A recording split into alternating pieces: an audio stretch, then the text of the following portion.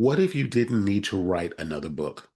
What if the opportunity was already sitting inside the one you've already published? That's what I'm talking about today in this episode of the podcast with my client, Aleta Hodge, and her book, Indiana Avenue, and the opportunities that she's creating not only for herself, but for the audience and the community that she's most committed to building an experience for. You're going to learn about that and so much more in this episode of the podcast. So sit back, take a listen, and enjoy the episode. So welcome back to another episode of the Published Creator Podcast. I'm Rodney Washington, your host. And I am here today with someone that I have had the opportunity and the blessing to be able to work with for the last several months. Our name is Aleta Hodge, and Aleta is the author of the book Indiana Avenue. Actually, let me get it so you can actually see it.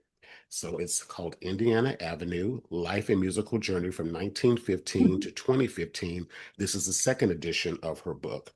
Now, Aleta is an author and a cultural preservationist, as well as a playwright, in addition to her authoring. And authoring is her second book. She has another book called the Life and Times of Noble Cecil. We're going to talk a little bit about that as well. But what I wanted to, besides all of everyone that I work with, I love to, this is the part of the working process that I love the most, is the conversation that we get to have after a lot of the heavy lifting has been done. And the journey to revamp an existing work that Aleta already had and update it to now, to present time. I think the original version was published 9 years ago. To have the new version of it now has been just a joy to see it go, just to see it get this facelift, if you will. The core content is still there, but just to update it. And I also, one of the reasons why I'm talking about this as well is because if you have already written a book, it may not necessarily mean that you have to write a new one. It may mean that it might be time to update it. So that's also an option to think about as well. But as I said, I always love having these conversations because I want to, help you all as you're watching to get inspired by what in this conversation, what Aleta is going to share, and also to inspire you to think broader about your book project because we're working on things beyond just the book. So first, I just want to say thank you so much for joining me today, Aleta. How are you? Oh, great. Thank you very much for having me. Absolutely, absolutely. So tell us a little about yourself. I know I've kind of did a soft introduction of you, but tell us a little bit more about yourself and how you came to work on authoring now two books. Well, I started writing when I was probably about 8 years old. I had a lot of relatives out of state, and when they would send me presents or letters, my mother would force me to write thank you notes to them. Be started my writing, and then in high school, I was on the Wednesday staff of the Shortridge High School Daily Echo. And it was the only daily newspaper for a high school in the country. And so that was my first experience as a journalist, and it was wonderful.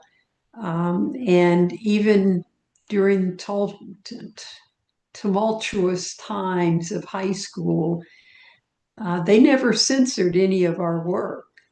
The staff, the teachers, or the more senior students. To see that censorship and banning is popular today, at least I had a good start, an open door. And then I just continued writing in college. And so after I'd been back to Indianapolis, I started remembering all the stories that my father, uncle, and aunts told me about the famed Indiana Avenue, one of the great jazz music hubs like New Orleans, Kansas City, Memphis, Chicago, and Harlem, and wondering, well, why hasn't it been highlighted and why has it been ignored? Since we're the crossroads of America geographically, and the two main highways going north and south 65, and then 70 going east and west. It's like it was just within a few miles of these places. So you can't say that it was hidden. But I enjoyed interviewing about at least 35 musicians or the family members of musicians who, if they had passed away. And so I met with people in their homes. Wes Montgomery's daughter and son, Tony and Robert, and I met his widow and the Russell Webster family and the Hamptons, J.J. Johnson, just on and on and on. So that was fun. So, in a way, my hobby, my interest is music, but it's also just it's weaving a story with the music and the history of our city. And so I was blessed to live just a few blocks from Indiana Avenue and also near Crispus Attucks High School, which was the breeding ground of all these famous musicians. So, yeah. Wonderful. Now, in addition to the Indiana Avenue book, and I love the story behind you have a passion for something, a topic, and you were able to actually go to the source of the inspiration and actually have those conversations with them. And I love that a lot because a lot of times I think as writers, we feel like that it all needs to come from us originally without ever doing sort of that conversations, having those meetings with the people that are inspiring the work that we're producing. Mhm, mhm. And so for others listening to this, what is your approach to even approaching people to be featured in your book? And if someone is maybe trepidatious about it, was there any? I know you have a history and a background and a presence in that community. Is there any recommendations that you have for people listening that might want to start interviewing people as a source of inspiration for their book? Now, you know what's funny? You may be asking yourself, why is he holding this book? Well, I'm holding it and it's not even finished yet. But you know what's something I want to tell you? It's already creating conversations, opportunities, it's creating podcast interviews, collaborations, and new relationships. And that's exactly the point. You see, most people think they have to wait until the book is done before they can start benefiting from it. But I believe actually the opposite.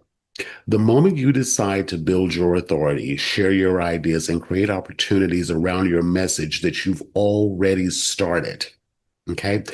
That's what the Authorpreneur Decision, this book that I'm currently working on right now, is all about. Now, as I said, this book is actually a mock-up. It's not even finished yet, but it's already creating opportunities for me.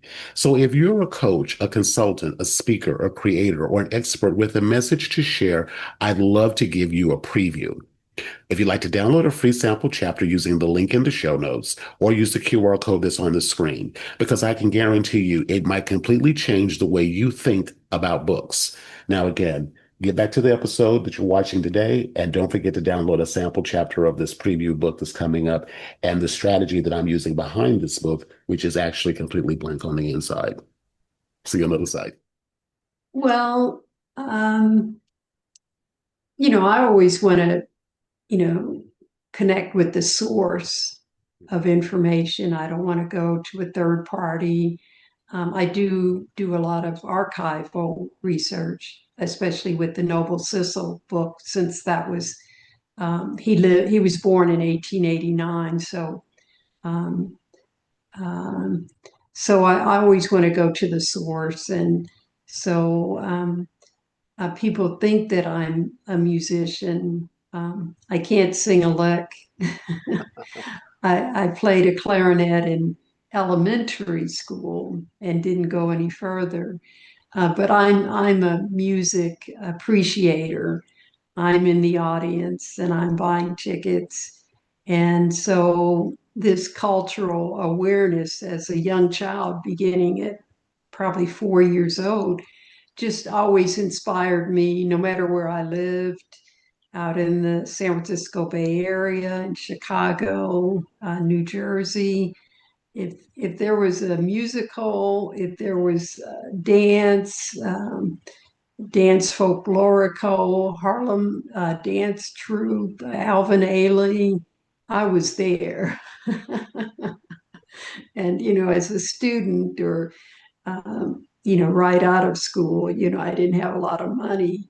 But that's been my cultural connection and my source of joy. And you see a lot of people who are depressed and down, and it's like music is universal. And so, um, when I lived in California, I would go to dance shows that were with Thai people or Indian dancers or what have you. And, I just have that curiosity. And so, that's what I choose to do in my spare time.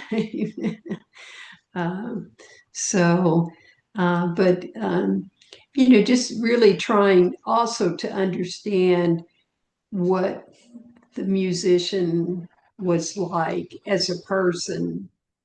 And so many of them were really live characters.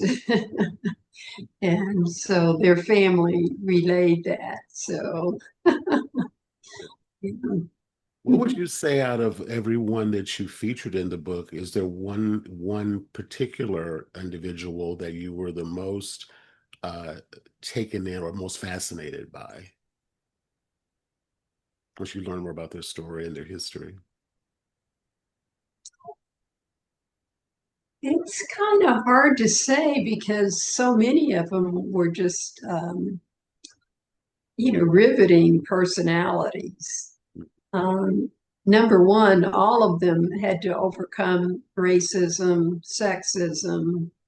Many of them uh, were low income, and they overcame all of those barriers and became international musicians, not just in jazz, but blues, gospel, opera, classical, and they traveled the world. And so there were so many of them.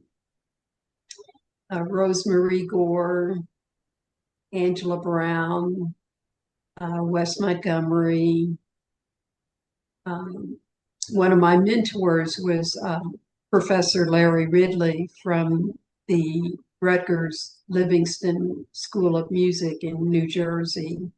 And um, we spoke on the phone for almost 3 years, and he kept saying, well, no one has written a definitive book about Indiana Avenue.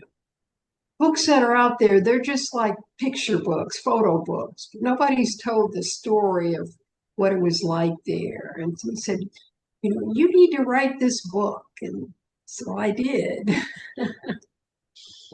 Wonderful, wonderful. Yeah, so and what I love about, and you and I have had so many, conversations about this when you and I first connected, and the story, we're in a time period where it definitely is looking like the past is trying to or is in its own way repeating itself. And of course, what we don't learn from does repeat itself.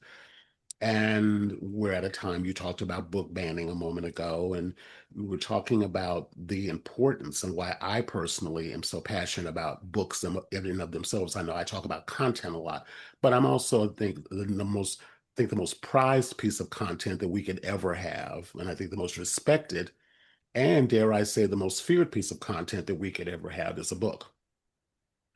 And being able to, like you said, document these stories, sort of this gentleman giving you almost like a marching order or a clarion call to go out and produce this. And thank God that you did, because perhaps it will inspire others to follow suit in their own genre, whatever that may be. And so I just want to say this as a teaching moment for everyone listening, is that if there's something that's put on your heart to do, or dare I say you get the tap on the shoulder to do it, take that as a sign that this is something that you probably should pursue and Right, and do. right. So, mhm. you don't ignore it. Mm-hmm. Mm-hmm. And the for the Noble Sissel book, my other mentor, Dan Wakefield, he's a novelist with at least 20 books. And he also was a screenwriter. And so he told me that I should write about Noble Sissel because there was nothing here in this state that celebrated his life. And his former house was like, I mean, it's like 2 miles from where I live now. So, I just, you know, took on this project during the pandemic, trying to keep my sanity, and you couldn't go to too many places. And so I started it then. And then also, I've become like a champion of him in this city because, again, there's no acknowledgement or celebration of him. Um, there's no historical markers, statues, names of auditoriums, and yet his claim to fame was in 1921. He co-produced the first Black Broadway show, Shuffle Along, with his partner, U.B. Blake, who was famous already in Harlem. And also they were partners for like about business partners for like about 50 years. So recently at some book signings or events, some people have asked me if I'm related to Noble Sissel. And I said, no, no, I just want to tell his story because he made so many achievements um, for this country. He was a Harlem Hellfighter during World War One, and I think his biggest claim to fame was he helped introduce jazz to France. And here we have France's jazz is more popular there today than in the United States. So, yeah. Yeah, we talked Yeah, about we that, talked about. how the European society, particularly France, and well, and also Switzerland and other places over there, has really embraced American jazz and always has. Whereas I don't necessarily, I don't want to call it I don't want to put that on there that it's I believe it still has strong hold here as well, but maybe it's not as celebrated in the way or revered the way it seems to be Right. in European culture. So, Yeah, they seem to have more interest in the backstory, the research, and what was this musician uh, like? What was his background? And so that's what that was my goal, to share that information with people, that people just don't pop out of the womb as a as a trumpet player, and also to encourage young people to go into the music field and be successful, not be um, you know playing a trumpet on the street corner. Be a successful international trumpet player, to be in orchestras. And so, it gives me a lot of joy to see um, high school bands celebrating the music. And so I'm working on that right now. And that's exciting to see young people and also see that they're getting scholarships, full scholarships to major colleges, and also major music schools across the country. And people think that there's like, maybe 5 music schools in the country, like Juilliard or Berkeley. And there's, numerous ones that are at small colleges you never heard of that have specialties. And there are all kinds of jobs out there, Cool. Wonderful. technicians, engineers, lighting, performance, costumes.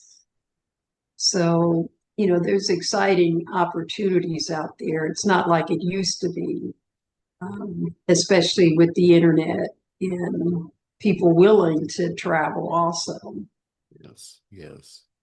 I'm glad you brought that up, Alita, because that segues into what our continued work together is focusing on now that the physical book is now produced, which is well, all of it's exciting, but this is the really exciting part. And this is something that for listeners, especially if you are authoring or have authored a book, is the book is one aspect of the experience that we create, the content, the knowledge that we share, packaged up, in a book.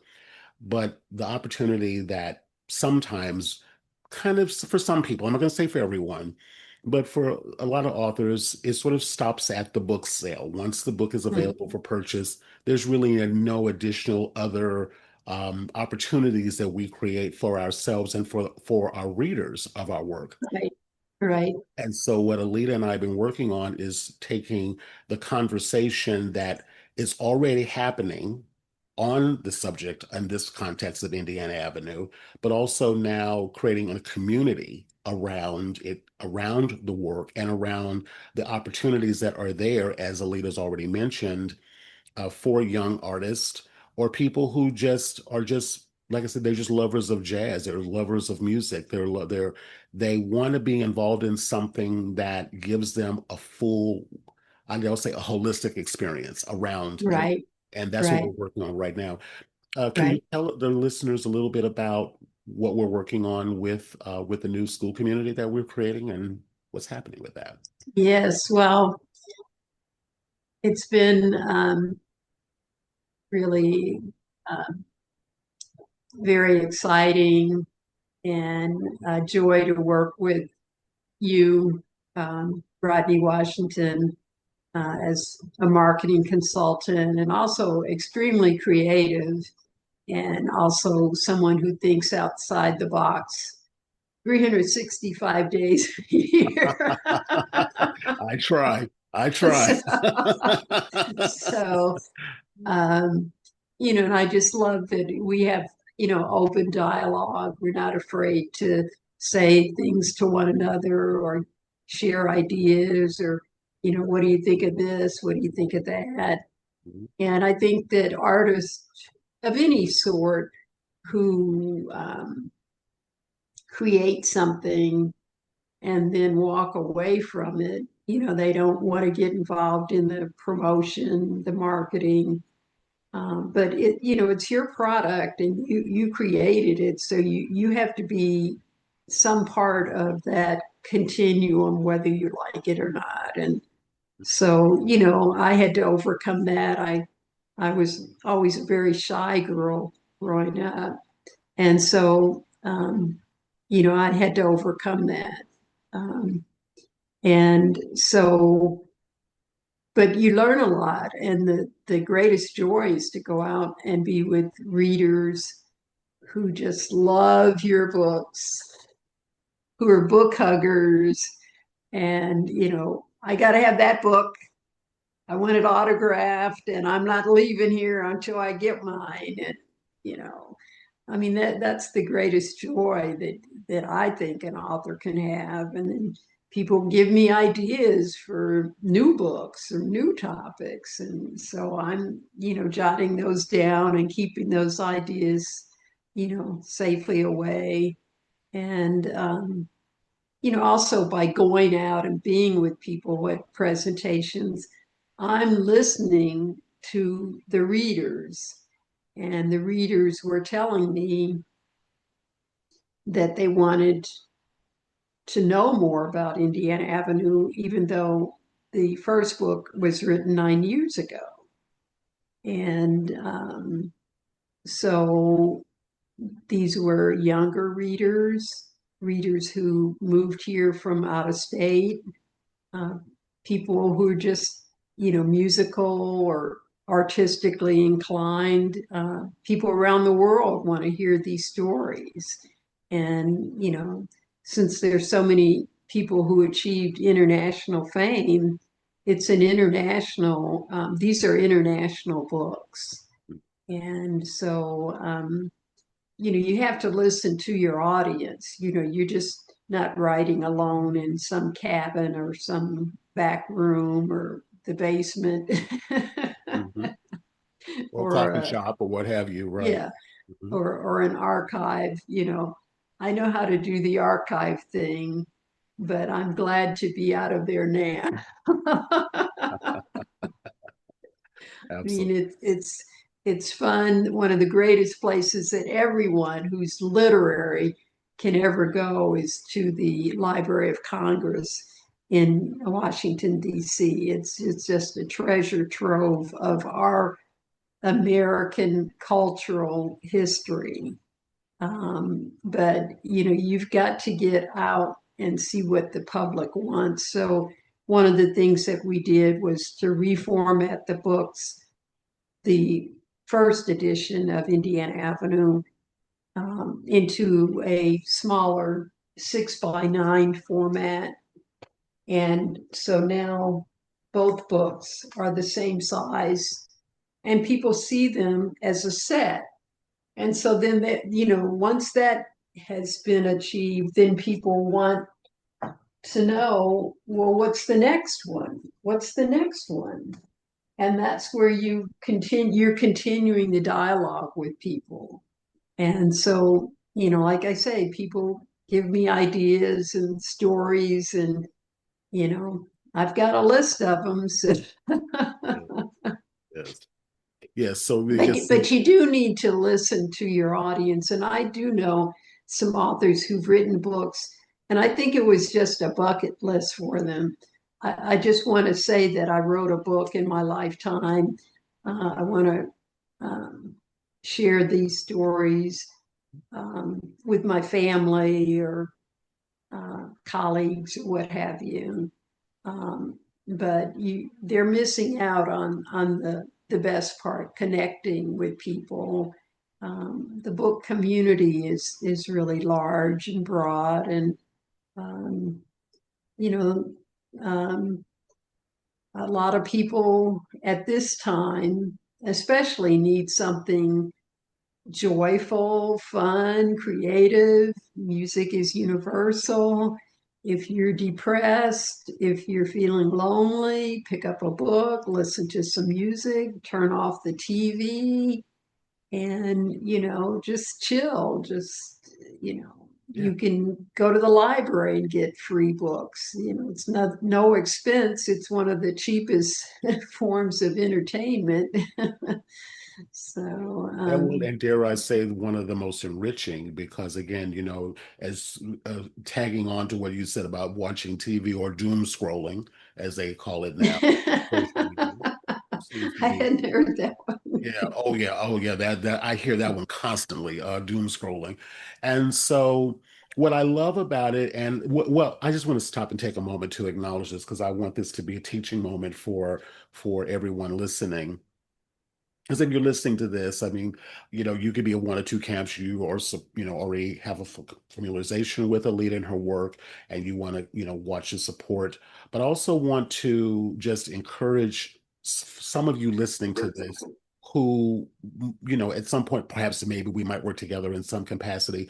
One of the things that I so appreciate about Aleta and why we were able to work together and still working together so well is because she was in the camp of authors who want to create more than quote unquote just a book. Now, I'm not diminishing that by using air quotes by saying, oh, it's just a book, because I know how much work it takes to put a book together. And so again, with what I'm going to add on to this, to go through all of that work to put it together, to only have it live on an online platform and occasionally someone might stumble upon it and find it and buy a copy or two of it. There's no, as the kids say, there's no shade about that.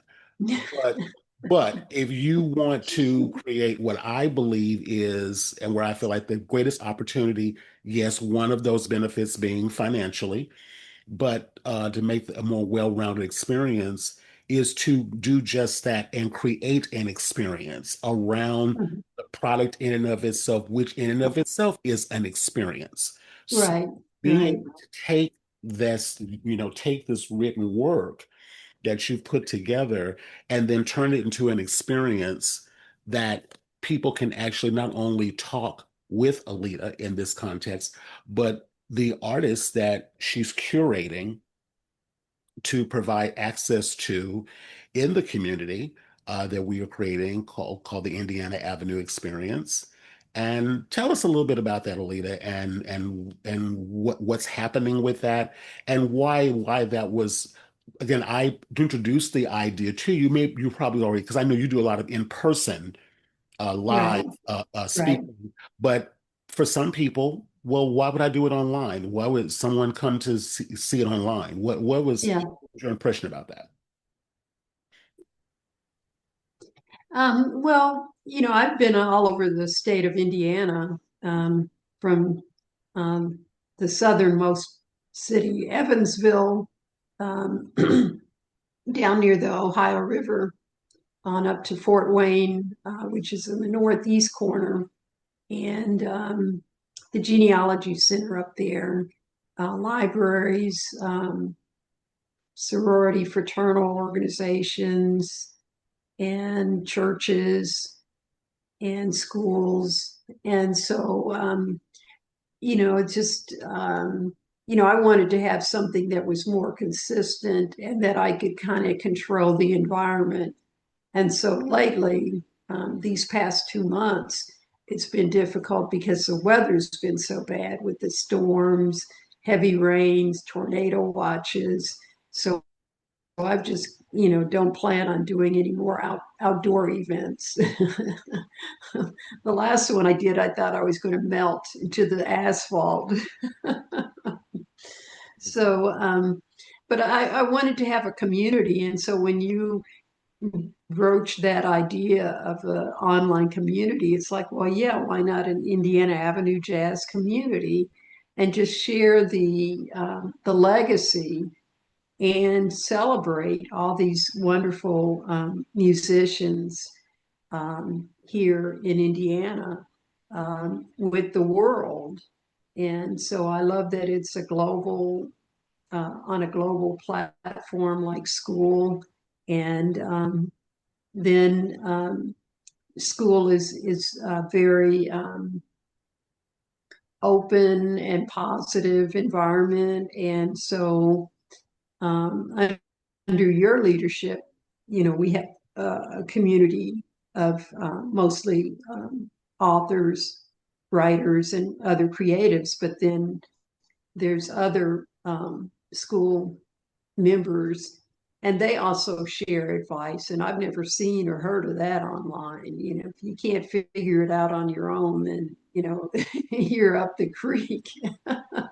So yeah, so I'm really glad I joined. I was referred by a friend, and so it's worked out really well. And um, we're going to have a monthly presentation, and some of it is talking about history, but it's woven history, music, cultural. It's all woven in, really the arts, music, dance, art,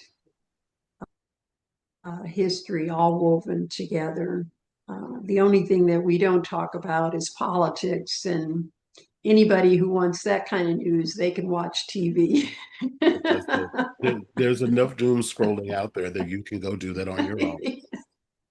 Have I at it. like that term, doom strollers, Yes, doom scroll. strolling. Yes. Yeah, scrolling. So, Yes, you can go enjoy that.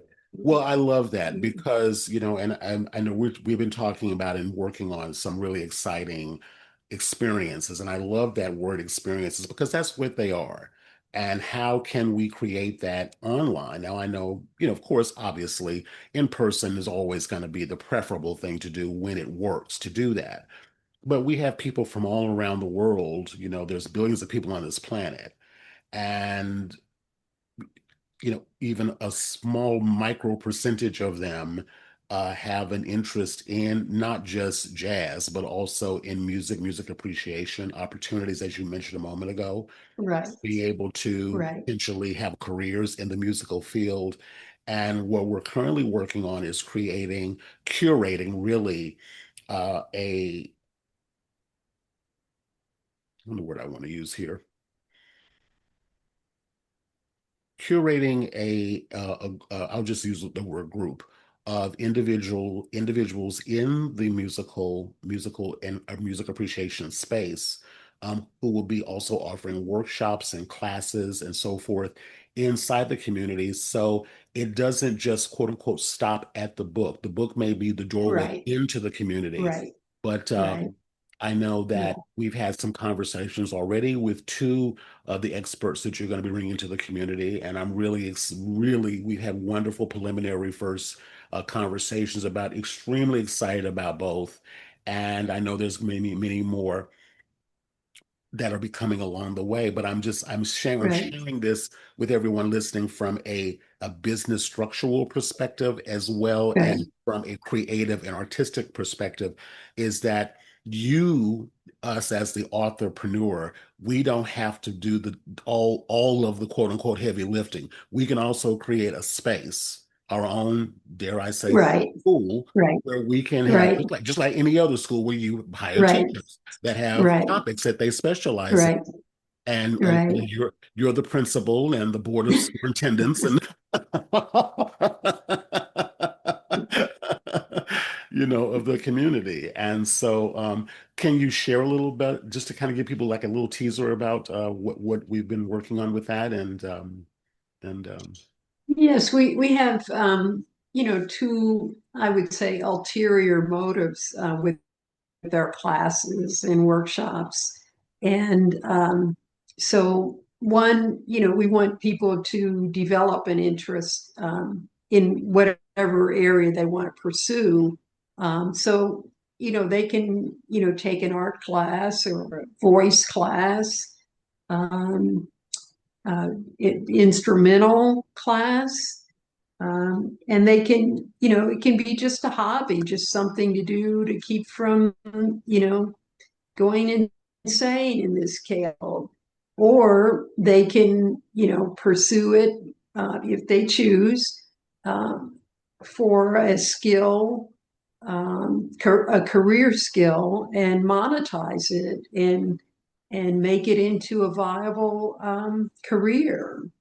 And I've seen a lot of artistic people who wanted to make it a career, but they were never given any guidance.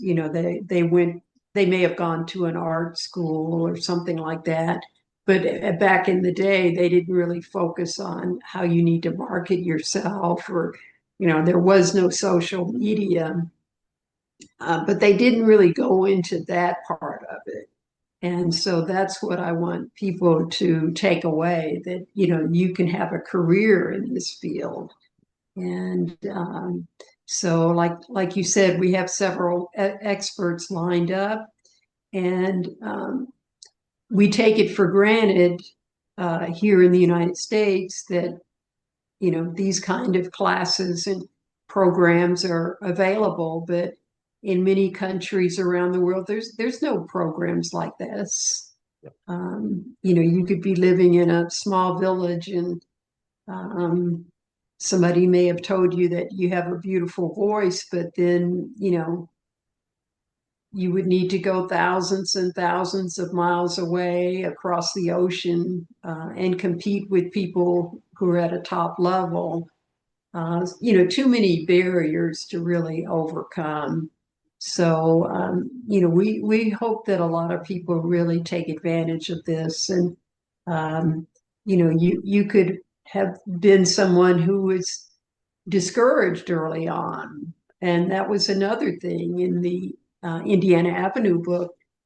There's stories of, and I deliberately included these stories of how they were discouraged. Or one person, David Baker, when he was in elementary school, and he was trying to play, I think, the tuba, and um, one of his music teachers sent a note home to his parents and, and told him that, he has no talent.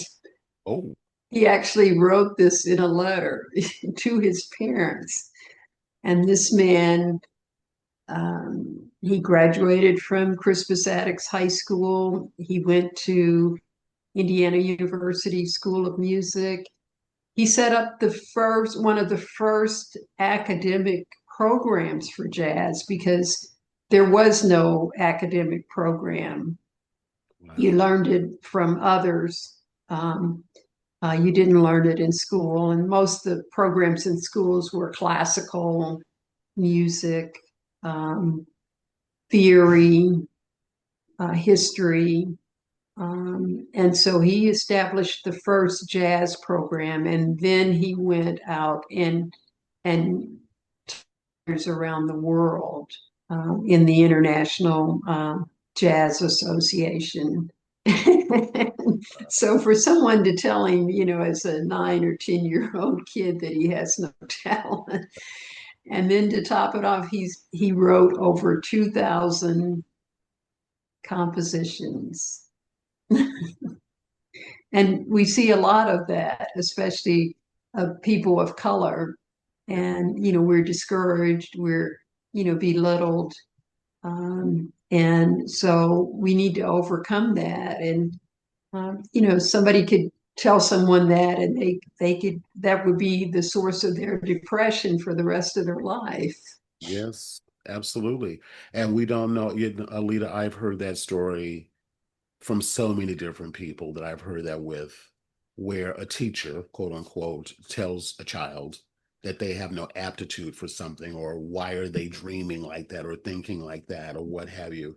And you just don't know. Yeah, Because you think about it, this person is in a position of authority, and I mean it happens to adults with other adults too, but definitely with children. And one of the things that I know for a fact connected us so well is that I grew up, fortunate, gratefully, in an environment where music and art and theater was, appreciated in the home, but also that the school system, the public school system, now I'm talking back in the 70s, so I'm dating myself, but back in the 70s, literally put tons of money into theater programs and art programs.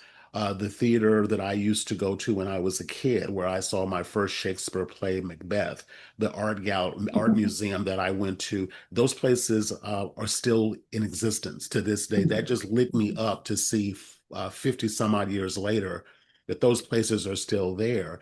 And so, I don't have children or nieces or nephews, so I didn't really know. Back in the day, we had things called field trips, and um, and I didn't know that the public school system doesn't do that anymore, and that just broke my heart, yeah, because yeah. I know how much impact that had on me, being a little Black kid growing up in the South in the 70s. And gratefully, I was in a town that was smaller. I was a sister. I was born in the sister city to Dallas, but that we had enough wealthy people here with money that believed in the arts and believed in arts education and believed that it could be democratized and available to everyone. So Mhm. for us to go see that, and I don't know what I would be today, or what interest I would have had I not been exposed to that. Right, right, So one right, of the conversations that you and I had, and what inspired creating the Indiana Avenue experience, is in our own small way, of course, the vision is to grow this however it needs to grow, but that those kids have some place to go. Your right, contribution to this is some place to go to get those experiences that the school systems just don't have. I'd like right. to hear your thoughts about that. And Oh yeah, with the reduction in arts, music, um, extracurricular programs. It seems like the only thing that's available are sports and marching bands. But many of the other arts programs have been eliminated. And that's, I think that's another source of why we have so much violence, so much student violence across this country. And so, again, that's why we're encouraging people to join us on school and, take these classes. I mean, some of the classes are for adults, and most of them are open to anyone who's got the interest or the, talent to begin with. So, um, yeah, we're here and we're ready. Wonderful, wonderful, wonderful. Well, I want to just share a couple of more things. I'm going to pop the link over the video. There's going to be a little video. There's going to be like a little QR code that'll pop up over the video where you can go to check out. Well, first of all, this is what I want to recommend all of you listeners do.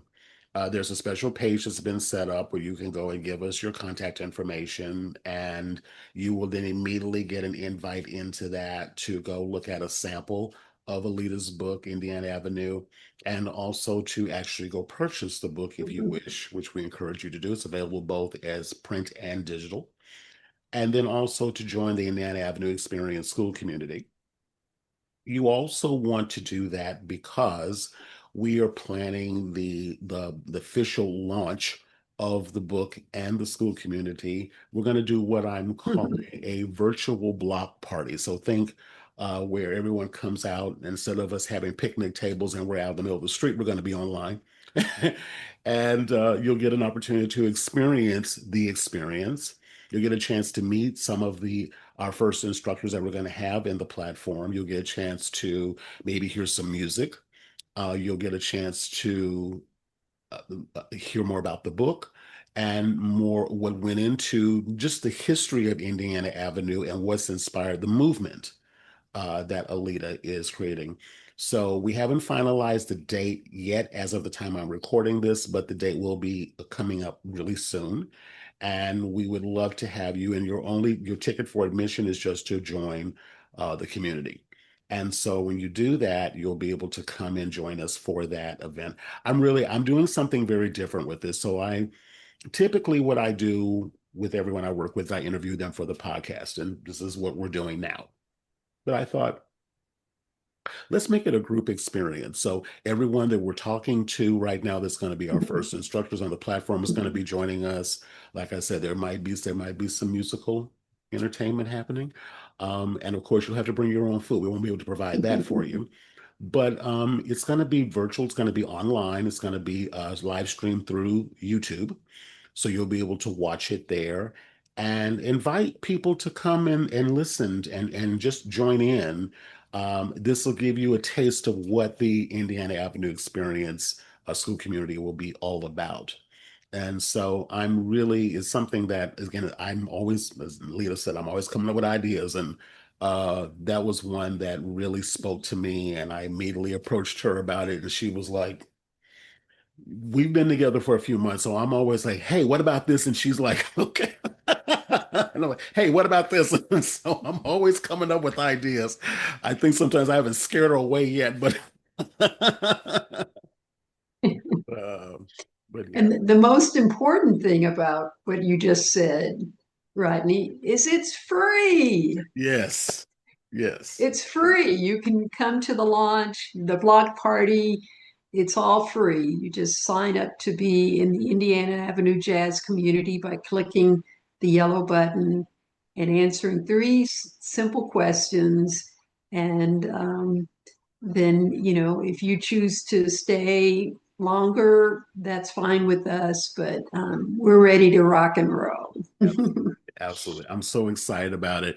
And I also encourage you, if you're watching this from I have a book and I'd like to be able to develop more of a ecosystem around my work. That's my favorite word, is ecosystem around it.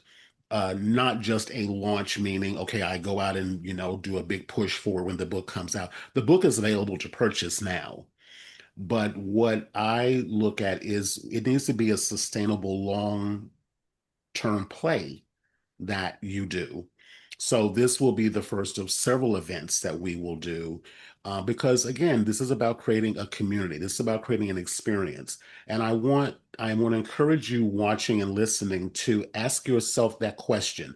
This is the most important question you can ask no matter what stage of your book that you're working on, whether you are pondering an idea, whether you're in the process of writing it, or it's been published and you want to re-release it. Always be asking yourself the question, how can I create an experience around this work? How can I enlist the people that I want to reach with this work? How can I create something that they would want to be a part of? It's just great community goodwill, one. Right. Two, it helps, yes, it does help generate more sales. And it also helps you as the author creator, the authorpreneur, not feel so isolated in the Mhm. whole journey. Because again, Mhm. I've written books, I've helped many people create books, and it's sort of like, okay, well, it's done, it's up on Amazon. Okay, well, it's there. It's like you haven't even begun to scratch the surface of what's. Right, right, right.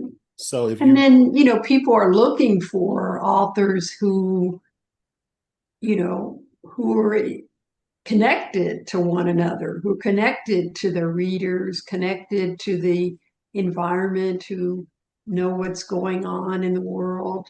If you've spent 4 years in a basement, uh, mhm, mhm, yeah, what do you know about the rest of the world? I mean, exactly, they, exactly. they don't want someone who's lived in a vacuum, or sometimes people live a rather hermetic life, and who wants to be around a hermit, you know? Exactly, exactly, exactly.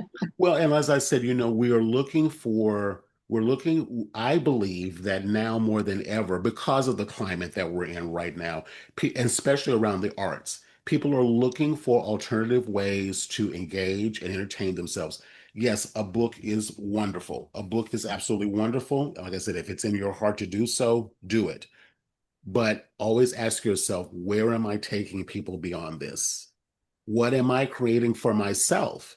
And I will go so far as to say this, do it for selfish reasons. Do it for certain, like, you know what? I just want to meet the people that are actually engaging with this. I want to hear what they're saying. Alita said something early that I cannot emphasize enough is do yourself a tremendous favor. And I know with writing can be very, almost can be almost coveted to a place where we don't want to talk about, we don't want to share it. And I get it. From an energetic perspective, I get it because you may not want too many opinions or voices on what you're doing, especially when it's coming through you. I'm not saying that you have to share your manuscript and all that if you don't want to do that, but you do have to have an intended reader in mind, at least one person in mind when you're working on your work. Get in communication and community with those people as you're working on it. You don't have to share the manuscript if it's in development, but talk about the subject matter around the book. Get more of a sense of who they are and what they're interested in, because that's going to give you clues as to not just what may impact the actual manuscript in of itself, but again, that word I keep saying, the experiences that you create around it. Yes, And for many yes. authors, we don't do that. We do in isolation. We go off into our whatever. We don't tell a soul. We keep it real close to the vest. And then we come out, I know I'm going to do the thing I've done with the leader. She sent me this a million times. We come out like in The Lion King with Simba. We hold the book up and we go, da-da. It's like no one, okay, you did a book. No one knew you. When did you write a book? You didn't tell anyone you were writing a book. you know, we have to get people interested in what we're working on as we're working on it so that you're building in. I don't say we write books, we build. Right, And right. you build in community, even if it's one or two or five or 10 other people, you still build in community.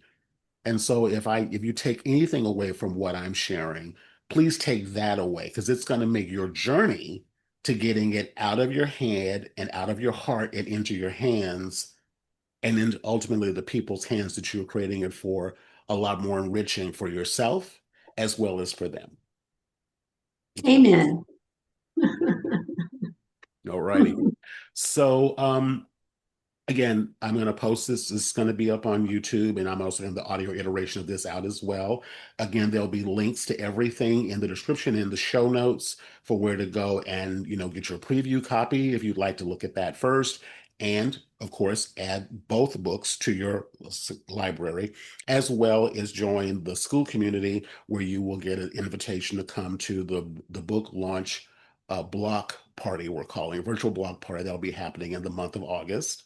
And even if I'll even go so far as to say this, even if you have no interest in music, how dare you, Philistine, if you have no interest in music, but you still should come anyway, just to see what it's like to actually experience, what it's like to create an experience Right, right. for your authors. Ali, do you have Hey, anything? it's better than the doom strolling. Exactly, exactly, exactly, exactly. Put down that Instagram for a minute and go look at something. Go do something fun. Alita, do you have any last words? Anything you'd like to add to, or anything I didn't cover? Um, no, I'm just excited about sharing all this music, joy, art with the world and seeing how it affects many people. I hear a lot of authors say, well, I want to see this kind of reaction from the reader, or I want to see this kind of transformation in the reader.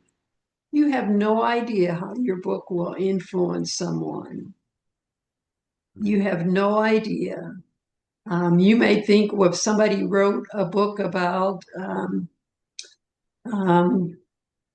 a famous person in your neighborhood or celebrity that that that would encourage people to go into that kind of field. Um, it may just encourage somebody to get off the couch, Mm-hmm. turn off the TV, and have a life. Hmm. Uh, Exactly. it may encourage someone to go back to school, start a new career, to listen to music more often. You have no idea until you've written the book and then later that you connect with the readers. Because sometimes people just say, well, I was always depressed about what happened to Indiana Avenue. And that has caused a lot of depression in my family. And so in my book, I celebrate the legacy of the musicians. And that gives me a lot of joy. Mm-hmm. Hmm. Yeah, and I'll go into this in more other independent episodes of the podcast and future episodes of the podcast. But I will say this too, to kind of wrap this up, is when you are, as Alita had mentioned, several different uh, issues that the reader may be having, there's always a community or some type of organization or something that that individual or individuals that are quote unquote maybe struggling in that way, or maybe just looking for an additional outlet in which to connect. As you become the author yourself, your book is an entree into those worlds so that you can open up other doors to be able to just to talk about Right, what it is. right. I'll share just one really quickly, which one really quick tip in mind. This shows you how my mind works too. When my father had Alzheimer's, and I had heard from the counselor that was talking to us that music had a way of sort of bypassing the short circuitness of what was happening in the brain. And they Yes. could go back and they could actually like go back to wherever they first heard that music, and Hmm. the whole everything about them would change. Hmm. And there was a gentleman in Italy that I'm not sure about this. I don't remember, but his father, I believe, was an opera singer, and he developed Alzheimer's, and it become basically almost catatonic. And he heard about this and he took his dad to a vacant parking lot and he put on his dad's music. And the man lit up like it was like the light switch went on, Yeah. Yeah. you Yeah. And know? I've witnessed that. Yeah. And he would just, it's like he would go from this to just basically like you would Mhm. never know what was going on with him. Mhm. Now, how I'm connecting this to there are Alzheimer's associations and organizations. And I know, having lived that with my dad, was when you're the caregiver for someone with that, you're at your wits' end trying to figure out what to do to get some part of them back in a way that you can, Mhm. you know, it, Mhm. just you're just trying to find a way to do anything. So Mhm. imagine going into an organization like that and talking about that subject. How many more people now are going to want to go, oh, first of all, they don't even know what to think about. They don't know what to do. Well, Right. you don't have to take Right. them to a concert or like this gentleman drove his dad around a parking lot, or you can buy like a little, like a little boom box for them or something if they still have those anymore, and just load it with their favorite music. But Mhm. that just goes into how music is healing. Music Right. has healing Right. properties to it, and that's a level of conversation that then creates content, which then leads people into Mhm. your community and what you're Right. working. So this is kind of a Right. coaching moment for you, Alita, in this. So I'm sharing this to say this is how my brain works. But this is like think outside the box. Mhm. Don't leave it to, well, it's up on Amazon. They'll go find it. Well, maybe they will, maybe they won't. But if you've got legs and a bus pass or a car, go to where people are, you know. And And I'll land the plane with this. If you can find ways, this is for all of you listening who are authors. If you can find ways to help the people that you want to serve look better to their audience by serving their audience, why would they not listen to your proposal? Mhm. And the fact that you walk in the door with this in your hand, this is your authority. This is your authority. This is your authority. This is Thank all. you. This is your Thank authority. you. You walk in the door, And your piece of authority. You present them with something that helps them better serve their people. Why would they not listen to your proposal? right. And I have witnessed that with Alzheimer's patients also. Mhm. They may not remember their name or their children's names, but if you turn on their favorite music, their favorite art, they come alive. Mhm. And it's a lot of responsibility to take care of anyone with Alzheimer's, but any source of joy for them is a true blessing. So I'm Absolutely. glad you were able to help your father. Yes, Yeah. absolutely. So with that said, I just wanted to, again, end it with the teaching moment, leave it with the inspirational moment, and take away from this what we talked about today, and ask yourself these questions. How can I create community around what I've worked on? Who can I align with that has access to the community that I want to bring into my ecosystem? And how can I curate an experience that is going to make what started with the book, or the book could be the thing that they take away from the virtual or in-person experience that they have with you? If you do that, you will have a much better experience having been the author creator, the authorpreneur. You'll have a much better experience because you will have served the people that you created this work for at a much higher level. It's a win-win for everybody. Yes, indeed. It's a win-win for everybody. All righty. Thank So you. thank you, Alita, for joining me today. It's been a pleasure working with you, and I look forward to all the wonderful things we're going to create together. And I'm going to have, again, for all you listening, there's going to be the links to everything in the show notes and the description. And if you would like to talk to me more about working together. I'll also have a link to that as well. I do have a masterclass coming up. Actually, at the time I'm recording this, I have a masterclass coming up in like less than 24 hours, but I do this masterclass on a regular basis. So you'll learn about how to maybe get on the wait list for that if I'm not already have one on the books. And if you'd like to talk to me, then I have an application you can fill out and we can have a conversation to see how we can potentially work together to get your work out of your head, out of your heart, and into your hands and pass it on to the people that you're creating the work for. All righty. Thank you all so much Thank for you. listening, and I'll see you on the next episode of the podcast.